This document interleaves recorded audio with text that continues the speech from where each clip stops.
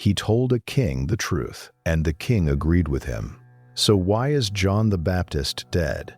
For 2,000 years, that question has had no clean answer, because the Gospel of Mark tells us something deeply uncomfortable. The man who ordered John's execution actually liked him, protected him, listened to him regularly. And still, one night at a birthday party, everything changed. The story is found in the Gospel of Mark, chapter 6. Herod Antipas was not a king. He was a tetrarch, a regional ruler appointed by Rome, one of the sons of the infamous Herod the Great. He governed Galilee and Perea, two territories on opposite sides of the Jordan River. Ambitious, politically insecure, always watching his standing with Rome. Herodias was his wife, but she had not always been. She had first been married to his own half-brother, Philip. She left Philip to be with Antipas. In Jewish law, this was not just scandalous, it was forbidden. The book of Leviticus explicitly prohibited a man from marrying his brother's wife while that brother still lived. John the Baptist spoke about it openly. He was not a quiet figure. He was a movement. Thousands followed him to the Jordan River, and he declared publicly that Herod's marriage was unlawful. Herodias wanted John dead. Herod's response surprised everyone, including perhaps John himself. He had John arrested, but he refused to execute him. Mark records that Herod feared John, knowing him to be a righteous and holy man. He kept John alive. He even listened to him privately, regularly, even though the conversations left Herod deeply unsettled. Then came the birthday banquet. The palace filled with nobles, military commanders, and the most powerful men in Galilee. Herodias sent her daughter out to dance before the guests. Herod was so delighted that he made a dramatic public oath. "Ask me for anything up to half my kingdom." The girl went to her mother. Herodias told her exactly what to say. The head of John the Baptist, on a platter.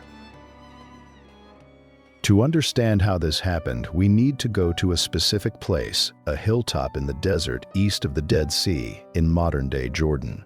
It is called Machaerus. Originally built as a military fortress, it was transformed by Herod the Great into a full royal palace with banquet halls, private chambers, and beneath it all, prison cells. Herod Antipas inherited it after his father's death.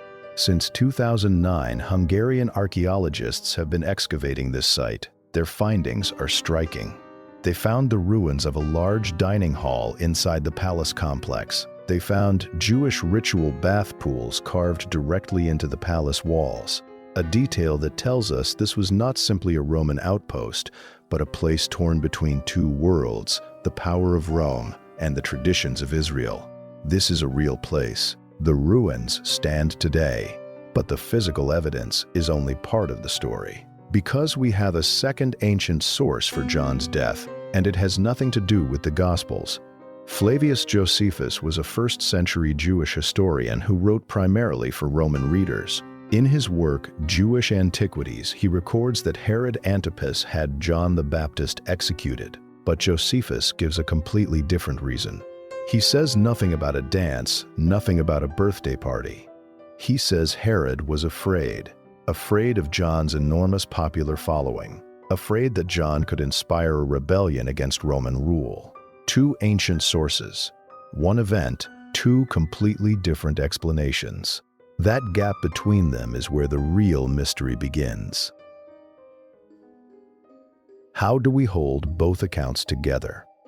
Some scholars suggest they are not actually in conflict. Herod may have had both motivations at once. John's growing popularity was a genuine political threat. Client rulers under Rome who allowed mass movements to develop unchecked often lost everything. But Herodias' personal grudge was also real. The birthday banquet may have given Herod exactly what he needed, a reason to act while appearing to be forced into it by someone else. Look at what the scene actually looks like from inside that room. Herod is surrounded by the most powerful men in his territory. He makes a bold public oath. A young girl makes a request, and Herod, the man with all the power, behaves as though his hands are tied. Was that genuine, or was that theater? Historians have noted that no ancient law required a ruler to honor a rash oath, especially one that demanded a life. Herod could have refused, he chose not to. Others believe the answer lies entirely with Herodias. She had been waiting. She knew her husband, his ego, his need to look strong in front of important men. She sent her own daughter out to dance. She already had the answer prepared. Mark records that the girl came back immediately, with haste. This was not improvised. There is also the question of the daughter. The Gospels never give her a name. It is Josephus who tells us she was called Salome. The word Mark uses to describe her suggests she may have been a young teenager. What did she really understand about what she was asking for? Some biblical scholars offer a different reading of Herodias entirely. She had no formal political power in a world governed completely by men. John had publicly targeted her marriage, the only foundation of her security and status. Her actions in this reading were not simply revenge. They were survival in a system that gave her no other tools. Each interpretation carries something true. None of them fully closes the question. What makes this story endure is not the question of who planned what. It is the psychology of a man who knew what was right and chose differently. Social psychologists call this a commitment trap. When a person makes a public promise, something powerful activates in the human mind. The need to remain consistent with your public identity becomes stronger than the desire to do what is actually right. Backing down feels worse than moving forward, even when moving forward causes real harm. Herod was caught in that trap. His oath had been made in front of the most important men in his world. To refuse now would mean looking weak and unreliable. Two things no Roman client ruler could afford. His reputation had become more important to him than an innocent man's life. This is not an ancient problem. We see the same pattern in institutions, in leadership, in everyday life. People cause serious harm not because they are monsters, but because they cannot pay the social cost of changing their minds. Herodias, by contrast, displayed what researchers call instrumental aggression, not acting from rage, but from patient, calculated strategy. She waited for the right moment, the right setting, the right messenger. None of this diminishes the sacred meaning of John's death. If anything, it deepens it, because it shows that the forces working against truth are often not loud or visible. They are patient, and they know exactly where your weakness lives.